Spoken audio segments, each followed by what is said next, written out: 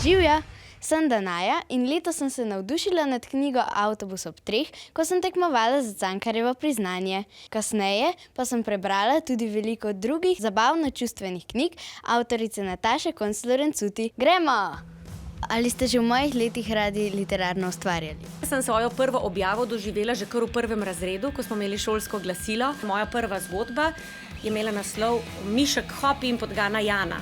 Najraje sem brala Andersenove pravljice in vsakič znova sem si pri mali morski deklici želela, da bi se zgodba nekje na sredi malo drugače zasukala in da se mala morska deklica ne bi spremenila v morsko peno. Kateri šolski predmet ste pa imeli najraje? Slovenščina. Ja, tako kot jaz.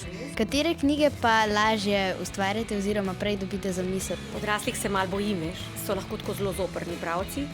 In zmeraj se mi zdi, da mogoče za te pametne odrasle jaz še nisem dovolj odrasla. Zato najraje pišem za mlajše najstnike, za točno take kot si ti. Kdaj se vam je pa zazdelo, da bi lahko postali igralka? Ko sem bila še prav majhna in sicer sem si zamislila, da bom bodisi igralka, bodisi pisateljica, bodisi učiteljica. Zdaj sem pa vse troje. Zakaj nam knjige lahko pomagajo, da ne hitimo?